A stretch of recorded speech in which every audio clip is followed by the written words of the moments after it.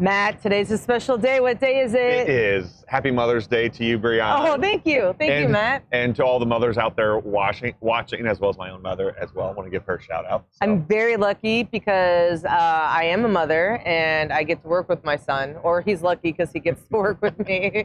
But yeah, it's great. So moms like cars too. And we have a great day planned for moms. There are a lot of specials going on for moms. All the moms that enter today while supplies last, we have these cute little fanny packs along with some Mecum visors. So get it while supplies last. Grab those, but we also have some $10 mimosas. I know I would love to enjoy one, but I'm working, so I can't have one. So have one for me. Let me know how it goes. And then we also have a discount in all of the Mecum shops. So grab some cool mom or ladies apparel. Are you going to buy your mom something? I might. You might? I might. And the Mother's Day gift is found at the service station, correct? Yes. Yeah. So if you're coming out with your No, mom, at the door, at the front door. At the door. Yep. So if you're coming out with your mom or if you're a mother, let them know. Your girlfriend. Get a gift. Yep. And come on into the auction. We have a lot in store. Day 3 here at Dana Mecum's original Spring Classic 38th. Yes. Episode 48. Episode 48. Oh, man. I know. The hype is building. I know. For those longtime viewers who are aware, but for those who are just joining us, so we've been doing the Mecum in the Morning for over a year. For 48 episodes. For 48 episodes, and we're fast approaching episode 50, which we'll be taking a couple days off. The auction is not stopping, Brianna, but Mecum in the Morning is taking a couple days off so we can get some more content, get some fresh stories, and we'll be back on Thursday as we close out the auction, Thursday, Friday, Saturday, and Friday will be episode 50 of the morning show. And that will be my last day of the morning show until we return in Tulsa, because I am leaving early so I can celebrate my niece's graduation. She's graduating from college at San Diego State University, and I can't miss that.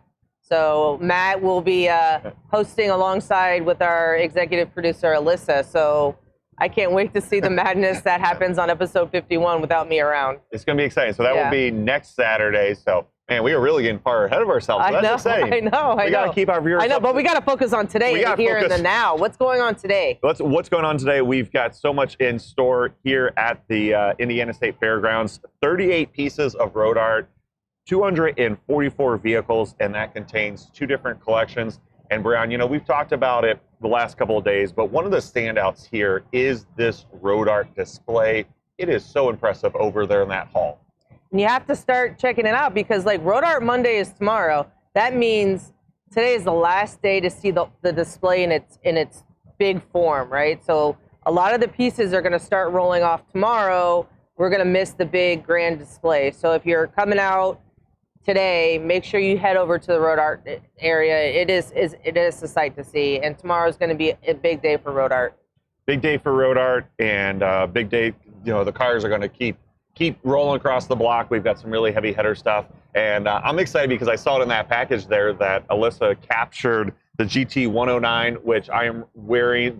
Let's move that cup out of the way. Look at that shirt. It's a very cool shirt. It's even got a Mecum logo on the back. This is one of 2 event exclusive tees that you can purchase here on site at the auction. There's the other one, Brianna. I know you wore that earlier this week. I did. I wore it to the race yesterday, and we'll get to that later. Yeah. And then also there's the blue GT 109 and shirt. I just want to give a shout out, like the shirt that Matt is wearing are so some of the designs our partners put together, but the motorcycle tank shirt that I wore the other day and this design were done by our own in-house design team.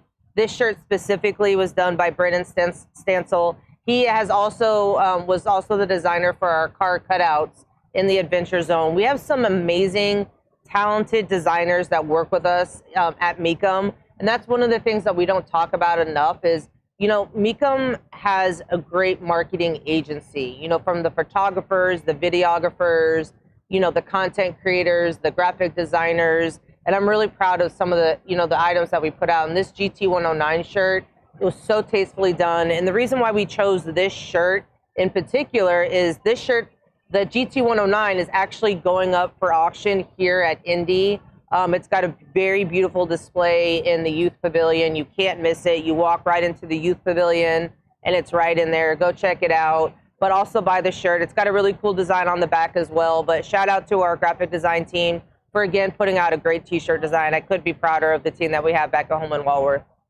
Something else that you can find right over behind us and right behind the merch is the return of the Kids Adventures It Zone. is, yeah. That place has been hopping, and what a great way to spend Mother's Day than bring out the kiddos. And I was walking by there yesterday, Brian. I saw so much fun being had. I love how we have I was having FOMO. FOMO, right? Yeah. I love how part of it is indoors, and then we also have kind of like the little road course outdoors. We've had beautiful weather here all week long in Indianapolis. No, the great thing is like no matter what venue we're at, we're able to like customize how the space for the Adventure Zone flows. And that, you know, this time was the first time that I kind of had like my hands off and how it, you know, I let the team put it together. They said, well, how do you want to do it? I said, you guys are the ones running it. You guys are the ones working with the kids every day. You guys go ahead and put it together. And I really liked how they put the course together. They had some of like the smaller activities indoors in case the wind came. You know, at Glendale, we saw a lot of the papers flying everywhere, and it was kind of an adventure in itself, trying to keep things contained. So they did it really, really well. So inside you have the painted cars, you have the coloring contest, you have the slot car racing, and outside you have the Power Wheels course. I'm happy to say that I have not seen you on the Power Wheels course. You have not crashed a car this time. I'm not. All the cars are fully intact because Matt has not touched them. We have not had to make a visit to State Farm to stake a claim or anything, or file a claim. So thanks for staying away from them and letting the kiddos have their fun. Absolutely, yeah. Yeah. Even big kids at heart can get into some trouble. Yeah. But, it really has been very well received. It's exciting to see that take off. Speaking of road courses and courses and tracks, Brian, we were racing. We were so excited to make some big news earlier this week with the announcement that Mecum Auctions was going to be partnering and sponsoring Jacob Abel's number 51 race team that's going to be that's already been active and has more activity coming up over at the famed Indianapolis Motor Speedway. We've already showed some of the content from there, but we've got another package where we actually were able to go over with Dana Mecum and kind of get his thoughts on what's going on over there with Jacob's race team.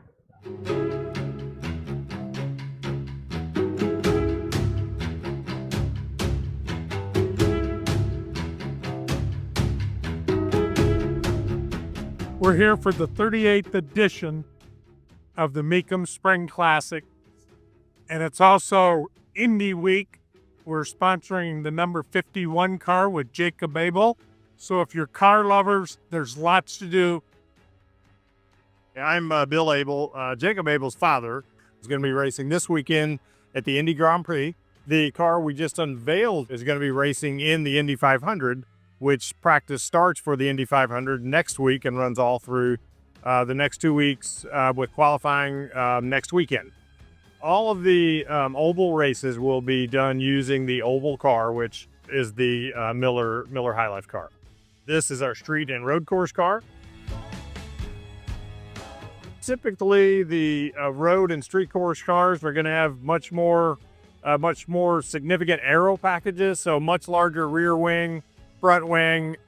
You'll notice on the Indy Speedway car that the rear wing is basically a very short flat plane with little turn down edges, so significantly less drag so that we can produce the 230, 240 mile per hour speeds that we get here at the Speedway.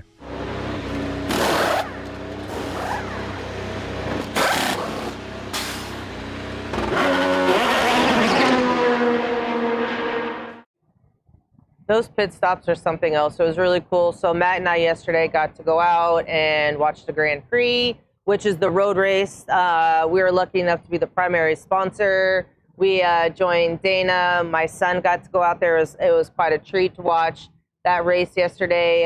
It was really hot. Glad we didn't get any sunburn. In a couple weeks, on the 25th, we'll go back down and watch the 500. We will see the Miller High Life car with our associate sponsorship on there. Racing is amazing. You know, no matter where we finish or how we finish, it's really cool seeing the Mecum logo, you know, just out there on the racetrack, and the fan interaction, the energy. It's kind of like auction energy itself, right? Like, it's just high octane fun.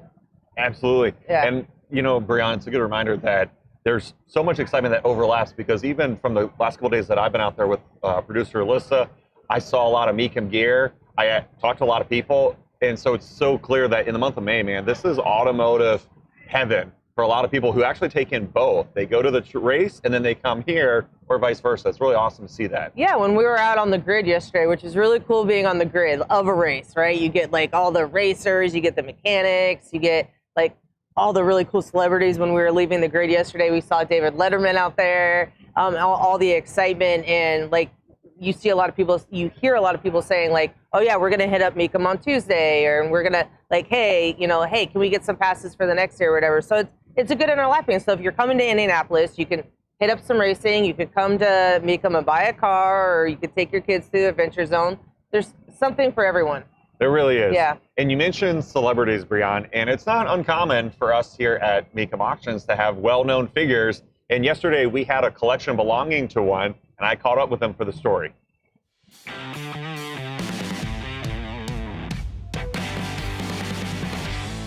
Well, here's a guy you probably recognize from Vice Grip Garage. I'm with Derek Bieri. Derek, welcome to Mecum Auctions. Thanks, man. No, this is incredible. Look at all these cars. 2,500 cars here. Yeah. That's wild. I didn't count them all, but we've done enough fairgrounds for them. There is a lot. I almost bought 2 accidentally yesterday. You got to control me, I think, is what needs to happen. Well, you're here. You're welcome to buy, but you're here to sell. You've got a collection. What brings you? Why these cars? Why is it time to let them go? You know, one of my biggest goals is not only like saving the cars. So we pull them out of fields, tree rows, barns. That's what all of these are here. And I enjoy getting them running and spiffing them up a little bit, but I have to rehome them. I have to move them on to someone else. And we started thinking, why not let's try Mecum to see what happens. Qualified bidders, great folks. It's a lot of fun. It's thrilling. So I brought 5 or 6 here today, and all of these have a particular story. I played around with them, put miles on them, but it's time for someone else to enjoy them and hopefully finish them up or do something other than park them. Where did your love of wrenching and tinkering come from? That's a tough question. So most of it came out of just necessity in my childhood. I grew up on a farm. I just learned at a very young age, you have to make do with what you have. And a lot of that meant pulling an old truck out of a field, make it run. You use it for a season or two, and then you go on to the next. All of them have a story. You've been able to get them back on the road, but in particular, the trucks stand out.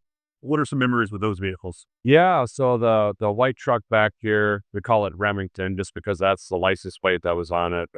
As an example, that was an old service truck for a local tire store for like 35 years.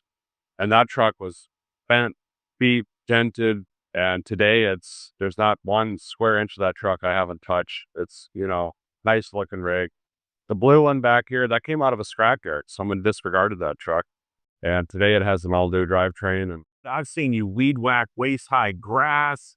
I've seen you in the pouring rain. Is there any length that you won't go to either save a vehicle or get it back on the road? No, I mean, not really. I mean, a lot of the reasons some of these cars are there is for that reason. It's difficult to get to, or, you know, I don't want to spend a week unburying this car in a barn. Well, I will do that, you know, so, and sometimes you find really good gems like that red Polara up there. Like that car was painted by the Wyoming State Prison in 1996. Have you ever heard of that?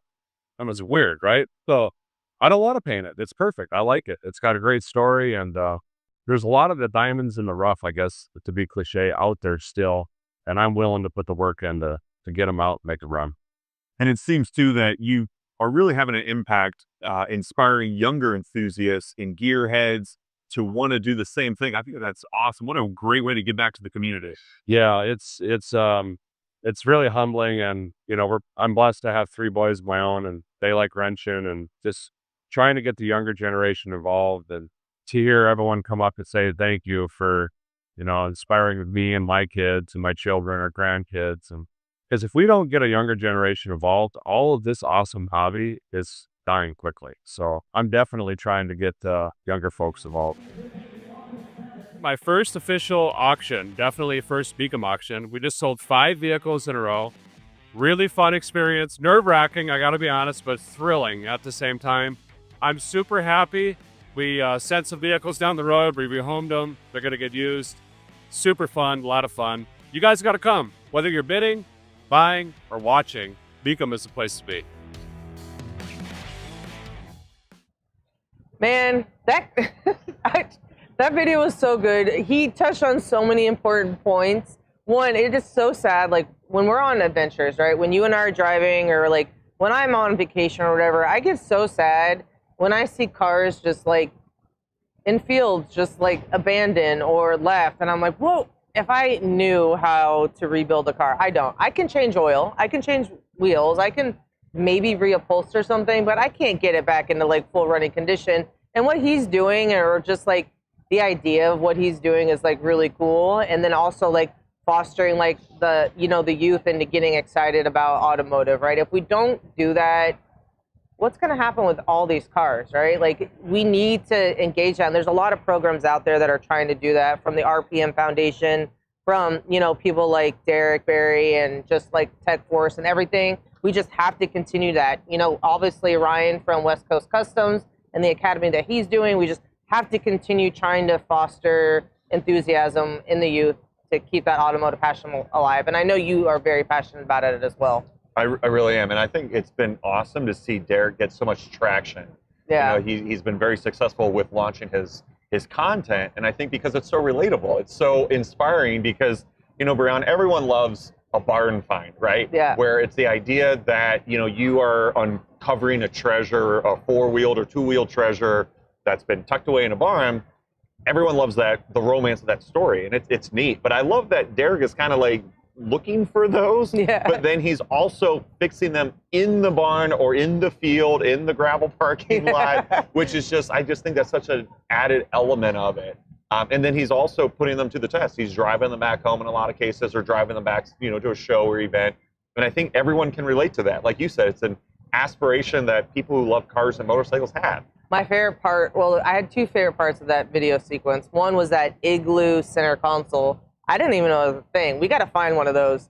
So Derek, like, if you took that out of the truck and you kept it, Matt and I would really like it. If not, let us know where you found it. And then two, the part is where he stumped you about the prison painting system in Wyoming. I love stumping Matt. It's like one of my favorite things ever. It's like I try to do that daily. So thank you, Derek, for also doing that for him. And now I think you need to learn more about the Wyoming prison painting system, Matt. I do. Yeah, no, I mean, I'm always open to learning, Brian, and that was something I had not heard of.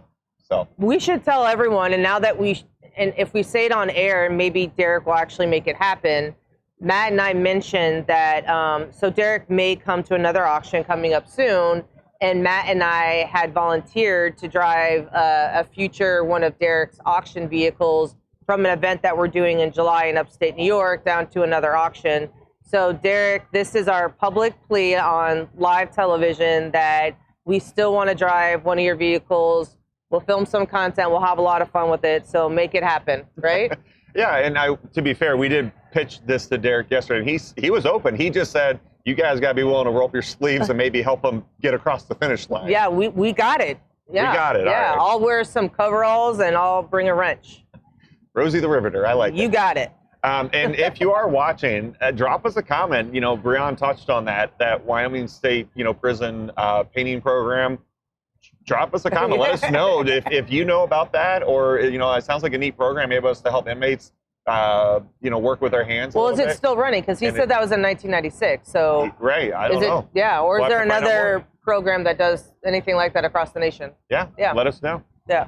Well, Brian, we love our Dodges. We do. The Dodge has always got the eye on muscle, and a lot of the cars, when they leave the auction block, they also often go into some of the top collections around the country. And recently, I stopped by one of my favorite collections that's in Chicago to check up on some vehicles that have left the auction block to see where they're at now. I'm not far from the start of the famed Route 66 here on the north side of Chicago, checking out the Claremont Collection. There's over 100,000 square feet with over 300 vehicles on display. And I'm looking for some Mecum museum finds, cars that have left the Mecum auction block and ended up in facilities just like this. Today, I'm zeroing in on some Dodge muscle. A true showstopper, this 1969 Dodge Dart 340 Swinger concept debuted at the 1969 Chicago Auto Show. It was built by the Alexander Brothers of Detroit and heavily modified, featuring elements like a reworked front grille, Charger S rear fascia, and shaved door handles. This 1972 Charger Rally has had quite the global adventures. It was specially ordered new and sent to Bogota, Colombia for use by the CIA station deputy chief. From there, in 1974, it was shipped to CIA's headquarters in McLean, Virginia, before it went off to London. But through it all, it's retained a lot of its factory documentation and the all-important numbers-matching 440 Magnum V8. Few things are prettier to a Mopar enthusiast than a plum-crazy Super Bee. This 1970 example is stunning. It's been comprehensively restored, is a multiple show winner, and underneath, that 440 six-pack is just as clean as the outside. For more modern times, this 2015 Challenger Hellcat is pumping out that 707 horsepower, with this one being further upgraded with items like a coil-over suspension and strut tower brace. Mopar Madness is alive and well here at the Claremont Collection, and with so many cars on display, I've got even more to check out. So many cars on display. There was so many cars. Mopar madness, man. I know. There was enough Mopars there to make Chris Jacobs jealous, I think. Oh. But man, what a great display of cars. I have a new segment for you for Matt on the Move. Okay. Where have they gone? Where have they gone? Yeah. Mecum cars. Where have has they Matt gone? And where No, I don't care where you go. Well, I do, kind of. But, you know, like if you bought a car from Mecum and you want Matt at your house, let us know. Or garage. Or garage. Collection. Other places where cars are stored. Yeah. Or motorcycles are stored. Yeah. Yeah, absolutely. You know, if you've bought something and if you've done something unique with it. Or haven't. Yeah. But sometimes you don't need to do anything unique I just with meant it. like if it was like why are you judging? part of like a restaurant diorama. Yeah. Or like if if you bought an amphi car and you drove it around in the lake, like all that kind of stuff. Drove like, it into a lake, Matt? Amphi car, yeah. Yeah. But yeah, let us know, drop us a comment. And of course, as we wind down the show today, let us know where you're watching from. We've had some global viewers this week, Brian. That's been fun to see. Mark from the UK. Can't forget Mark. Mark from the UK. And your bad British accent, Absolutely. Matt. Righto. But of course, also let us know maybe if what your Mother's Day plans are. Are you taking in something automotive related? If you're not here in Indianapolis, either come to the track, or if you're coming to the auction, let us know. Are you going out with your mother, with a mother in your life, with a Usually classic car? moms get taken to brunch. I would like some brunch. So if anyone wants to bring me bacon.